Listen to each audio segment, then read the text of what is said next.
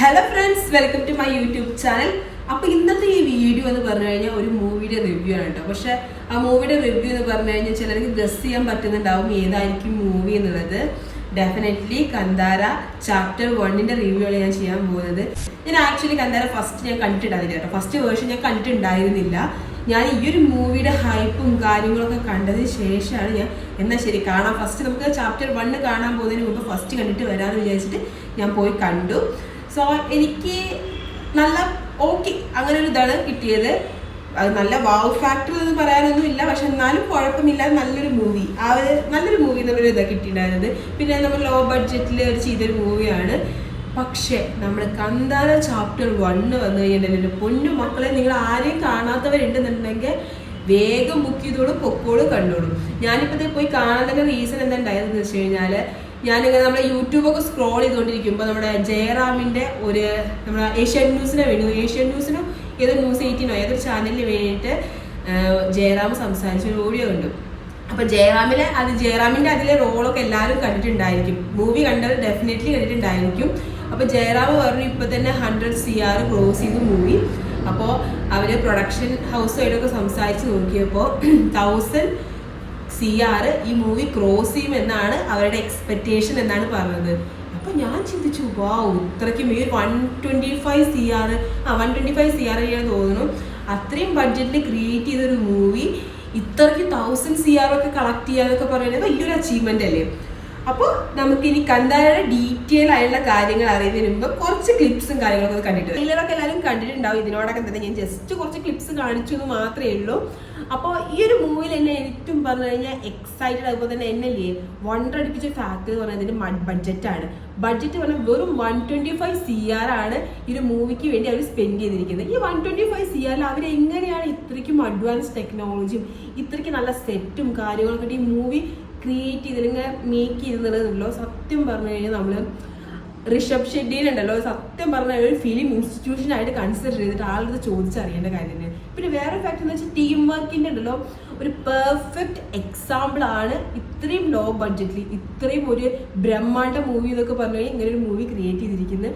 സത്യം പറഞ്ഞാൽ റോംകോം മൂവീസിൻ്റെയും അതുപോലെ തന്നെ ഫീൽ ഗുഡ് മൂവീസിൻ്റെ ഒക്കെ ഒരാളാണ്. പക്ഷേ എനിക്ക് സത്യം പറഞ്ഞാൽ വണ്ടറടിച്ച് കണ്ണ് തള്ളി ഇരുന്ന് പോയി ആ മൂവി കണ്ടപ്പോൾ. അപ്പോൾ ഞാൻ വലിയ പ്രതീക്ഷകളൊന്നും ഇല്ലാതെ വെച്ച് കഴിഞ്ഞാൽ നമ്മൾ അനുഷ്ക ഷെട്ടി ഉണ്ടല്ലോ, നമ്മുടെ ബാഹുബലി മൂവി, അത് കഴിഞ്ഞപ്പോൾ നമ്മുടെ പൊന്നിയൻ സെൽവം വന്നു, തൃഷ, ഐശ്വര്യ റായ്, ഇവരൊക്കെ സെറ്റ് ചെയ്തൊരു മാർജിൻ ഉണ്ട്. നമ്മുടെ ബ്യൂട്ടിയുടെ അല്ലെങ്കിൽ നമ്മുടെ ആ ഭംഗിയുടെ ഒക്കെ ഒരു ക്യൂൻ എന്നൊക്കെ പ്രിൻസസ് എന്നൊക്കെ പറയുമ്പോൾ ആ ഒരു മാർജിൻ ഉണ്ട്. അപ്പോൾ ഇപ്പോൾ രുക്മിണി വസന്താണ് എല്ലാവരുടെയും ട്രെൻഡിങ് ടോപ്പിക്, എല്ലാവരുടെയും ക്രഷ്, എല്ലാ ബോയ്സിൻ്റെയും ക്രഷ്, എല്ലാവരും ഉറ്റുനോക്കുന്ന ഒരു വ്യക്തി രുക്മിണി വസന്താണ്. രുക്മിണി വസന്തിൻ്റെ 1-2 മൂവികൾ പ്രീവിയസ്ലി ഇറങ്ങിയിട്ടുണ്ട്. അപ്പോൾ ചിലതെല്ലാം ഹിറ്റാണ്, ചിലതെല്ലാം ഫ്ലോപ്പാണ്. പക്ഷെ നമുക്ക് ആളെ ഇത്രത്തോളം ഞാൻ ഫസ്റ്റ് കണ്ടതുണ്ടല്ലോ നമ്മുടെ ആരാണ്, നമ്മുടെ അമരൻ മൂവിയിലെ ആക്ടർ ശിവകാർത്തികേയൻ്റെ ഒരു മൂവിയുടെ ക്ലിപ്പ് കുറച്ച് വൈറലായിരുന്നല്ലോ. അപ്പോൾ ആ ക്ലിപ്പിലൂടെയാണ് ഞാൻ ഈ ഒരു പേഴ്സൺ, ഈ ഒരു ആക്ട്രസിന്റെ ഫസ്റ്റ് ഞാൻ കാണുന്നത്. അതിന് മുമ്പ് കുറെ നല്ല മൂവീസൊക്കെ ഇറങ്ങിയിട്ടുണ്ട്, സിസ്റ്റർ പറഞ്ഞിട്ടുണ്ടോ, പക്ഷെ ഞാനതൊന്നും കണ്ടിട്ടില്ല. അപ്പോൾ ഞാൻ ആ ഒരു ക്ലിപ്പിലാണ് ഈ ഒരു വ്യക്തിനെ ആദ്യമായിട്ട് കാണുന്നത്. പക്ഷെ അതിന് പറഞ്ഞ നോർമൽ ഒരു ഗേൾ, ഓക്കെ, നമ്മളെ പോലെയൊക്കെ ഒരു നോർമൽ ഗേൾ ലുക്കാണ്.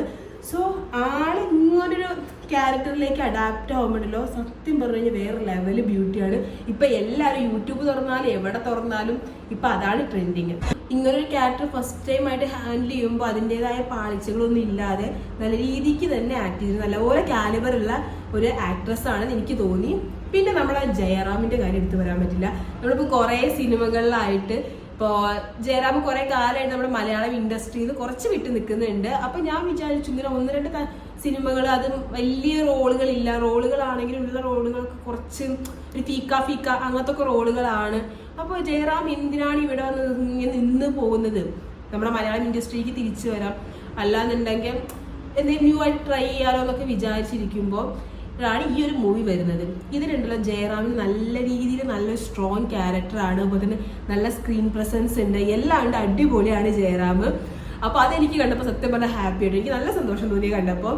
പിന്നെ ഇതിന് മനസ്സിലാക്കിയ വേറൊരു കാര്യം എന്താണെന്ന് വെച്ചാൽ നമ്മൾ ചിലപ്പോൾ ചെറിയ ചെറിയ റോൾസ് വരും, ചിലപ്പോൾ വലിയ ഇമ്പോർട്ടൻസ് ഇല്ലാത്ത റോൾസ് വരും. അപ്പോൾ അതിലൊക്കെ ആക്സെപ്റ്റ് ചെയ്ത് അതിലെല്ലാം നമ്മൾ സംതൃപ്തി കണ്ടെത്തിയിട്ട് കുറച്ച് നേരം അവിടെ സർവൈവ് ചെയ്താലാണ് നമുക്ക് ഇതുപോലൊക്കെ ഒരു ജാക്ക് പോട്ട് പോലൊക്കെ റോൾസ് ഒക്കെ വരുള്ളൂ. പിന്നെ ഈ മൂവി ഉണ്ടല്ലോ സ്ക്രീൻ പ്ലേ അല്ല റിട്ടൺ, ഡയറക്റ്റഡ്, അതുപോലെ തന്നെ അഭിനയിച്ചിരിക്കുന്നത് മൂന്നും നമ്മുടെ ഋഷഭ് ഷെട്ടിയാണ്. അപ്പൊ ഞാൻ ചിന്തിക്കുന്ന കാര്യം എന്ന് വെച്ചാൽ നമ്മളിപ്പോ ഒരു മൂവി എന്ന് പറയുമ്പോൾ സത്യം പറഞ്ഞു കഴിഞ്ഞാൽ അവിടെ ഡയറക്ടർക്ക് നല്ലൊരു റോളാണ്. കാരണം അത്രയും സ്ട്രെസ്ഫുൾ ആയിട്ടുള്ള ജോലിയാണ്. ഇപ്പൊ ഒരു ആക്ടർ എന്ന് പറഞ്ഞു കഴിഞ്ഞാലും അതുപോലെ തന്നെ നല്ല ടാസ്ക്, ടൈം കൺസ്യൂം ചെയ്യുന്ന ഹാർഡ് വർക്ക് നമ്മൾ ഇൻവെസ്റ്റ് ചെയ്യേണ്ട ഒരു ജോലിയാണ്. അതുപോലെ തന്നെ റൈറ്റിങ്, ഇതെല്ലാം എങ്ങനെ ഒരു മനുഷ്യൻ അറ്റ് ടൈമിൽ ഹാൻഡിൽ ചെയ്തു എന്നുള്ള കാര്യമല്ലോ സത്യം പറഞ്ഞു കഴിഞ്ഞാൽ വണ്ടറാണ്. ഒരുപാട് പേര് ഇങ്ങനെ ഹാൻഡിൽ ചെയ്യുന്നവരുണ്ടായിരിക്കും, പക്ഷെ അതൊക്കെ പറഞ്ഞാൽ നമ്മൾ നോർമൽ, നമ്മുടെ ഫീൽ ഗുഡ്, ഇമോഷണൽ അങ്ങനത്തെ മൂവീസൊക്കെ ആയിരിക്കും. പക്ഷെ ഈ മൂവി എന്ന് പറഞ്ഞാൽ ടെക്നിക്കൽ സൈഡൊക്കെ നമുക്ക് നോക്കാൻ ഒരുപാട് കാര്യങ്ങളുണ്ട്. അതുപോലെ തന്നെയാണെങ്കിൽ ഇതിനെ പ്രോപ്പറായിട്ട് ഡയറക്റ്റ് ചെയ്തില്ലെങ്കിൽ, അല്ലെങ്കിൽ പ്രോപ്പറായിട്ട് അതിനെ ആർട്ടിക്കുലേറ്റ് ചെയ്തില്ല എന്നുണ്ടെങ്കിൽ ഒരു ബിഗ് ഫ്ലോപ്പ് ആയിരിക്കും. അത് നമുക്ക് ഇത്രയും ബഡ്ജറ്റും കൂടി ഇറക്കുമ്പോൾ പ്രോപ്പറായിട്ട് അതിനെ ആർട്ടിക്കുലേറ്റ് ചെയ്തിട്ടുണ്ടെങ്കിൽ ബിഗ് ഫ്ലോപ്പ് ആയിരിക്കും. ആ ഒരു സിറ്റുവേഷനിൽ രണ്ട് സൈഡും പെർഫെക്റ്റ് ആയിട്ട് ഹാൻഡിൽ ചെയ്തു പറഞ്ഞിട്ടുണ്ടല്ലോ, സത്യം പറഞ്ഞ് സല്യൂട്ട് ചെയ്യേണ്ട ഒരു കാര്യമാണ്. അപ്പൊ എനിക്ക് സത്യം പറഞ്ഞാൽ നല്ലപോലെ റെസ്പെക്ട് തോന്നിട്ടോ ആളുടെ അടുത്ത്. ഇപ്പൊ നമ്മൾ കുറെ കാലങ്ങളായിട്ട് മലയാളം, ഞാൻ മലയാളി ആയത് കാരണം പറയില്ല, മലയാളത്തിൽ കുറെ നല്ല നല്ല സിനിമകൾ വരുന്നുണ്ട്. മലയാളം കുറച്ച് നമ്മുടെ ഫിലിം ഇൻഡസ്ട്രിയിൽ കുറച്ച് ഡോമിനേറ്റ് ചെയ്ത് നിൽക്കുന്ന സ്റ്റേജ് ആയിരുന്നു. ഇപ്പൊ തമിഴാണെങ്കിലും ബോളിവുഡ് ആണെങ്കിലും എല്ലാ ഇൻഡസ്ട്രീസും മലയാളത്തിന് ഒരുപാട് പ്രൈസ് ചെയ്യും, മലയാളത്തിന് ആയിട്ട് ഒരുപാട് കോമ്പറ്റീഷൻസ് ആയിക്കോട്ടെ ഒരുപാട് മൂവീസൊക്കെ വന്നിട്ടുണ്ട്. പക്ഷെ ആ വന്നതിൽ വെച്ചിട്ട് ആ ഒരു സ്റ്റാൻഡേർഡ് കീപ്പ് ചെയ്യുന്നത്, അല്ലെങ്കിൽ ഒപ്പത്തിനൊപ്പം നിൽക്കാൻ പറ്റുന്ന പറഞ്ഞു കഴിഞ്ഞാൽ അത് ഈ ഒരു മൂവി മാത്രമേ ഉള്ളൂ. ഇപ്പൊ റീസെന്റ് ഞാൻ കണ്ടതിൽ അതല്ലാതെ വേറെ വല്ല മൂവീസ് ഉണ്ടെന്നുണ്ടെങ്കിൽ കമന്റ് ചെയ്യാൻ നിങ്ങൾ. പക്ഷെ എനിക്കുണ്ടല്ലോ ഇതൊരു അടിപൊളി മൂവിയാണ്, എല്ലാവരും പോയി കാണണം. പിന്നെ VFX നമ്മളുണ്ടല്ലോ റിയലിസ്റ്റിക് ആയി തോന്നും നമുക്ക്. നമ്മുടെ ഒരു മൂവി ഉണ്ടല്ലോ പ്രഭാസിന്റെ മൂവിയിൽ നമ്മുടെ ആരാണ് രാവണനും അങ്ങനെ ഓരോ അനിമൽസിനൊക്കെ കണ്ടു കഴിഞ്ഞാൽ നമുക്ക് കുഞ്ഞു കുട്ടികളെ കാർട്ടൂണുകൾ ഇതിലും ബെറ്റർ ആണെന്ന് തോന്നും. അങ്ങനെയുള്ള ആനിമേഷൻസും കാര്യങ്ങളൊക്കെ ആയിരുന്നു. അത് വെച്ച് നോക്കുമ്പോൾ ഇതിൽ കുറച്ച് കുട്ടിത്തേവാങ്ങൾ വരുന്ന സീനുണ്ട്, അതുപോലെ ടൈഗർ വരുന്ന സീനുണ്ട്. ഈ സീനൊക്കെ നമ്മൾ അന്തം വിട്ട് കണ്ണു തള്ളി നോക്കിയിരിക്കും, അങ്ങനത്തെ ഒരു വിഷ്വൽസ് ആയിരുന്നു. അതിൽ അവസാനം ഒരു സാധനം മാത്രം വരുന്നുണ്ട്, അത് കുറച്ച് നമുക്ക് കുറച്ച് VFXന്റെ എഫക്റ്റ് നമുക്ക് മനസ്സിലാവും. പക്ഷെ എന്തേലുമൊക്കെ ചെറിയൊരു കുറവ് വേണ്ടേ?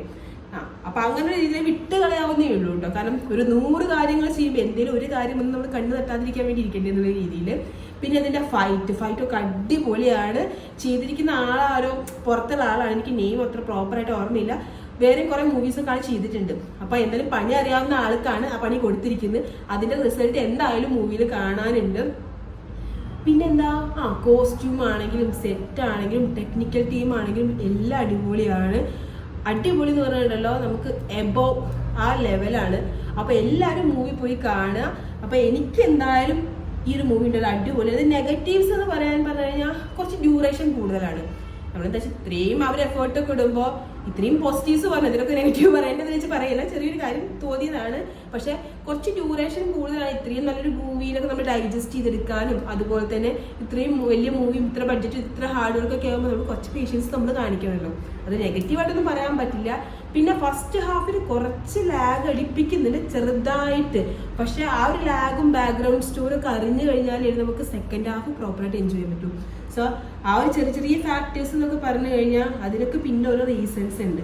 ഓക്കെ, നമ്മളെല്ലാം പെർഫെക്റ്റ് ആയിട്ട് ഒരു സിസ്റ്റം അല്ലെങ്കിൽ ഒരു മൂവി എല്ലാം പെർഫെക്റ്റ് ആയിട്ട് നമുക്ക് ഇറക്കാൻ പറ്റില്ല. അതിൽ എന്തെങ്കിലും ഡീമെറിറ്റ്സ് അവർ അറിഞ്ഞുകൊണ്ട് തന്നെ ആയിരിക്കും. ഇത്രയും കാര്യങ്ങൾ പെർഫെക്റ്റ് ആയി ചെയ്യാൻ പറ്റിയ ആൾക്കാർക്ക് ഇത് അറിയാനിട്ടായിരിക്കുമോ? Definitely not. അതിന്റെ പിന്നിൽ എന്തെങ്കിലും ഒരു റീസൺസ് ഉണ്ടായിരിക്കും.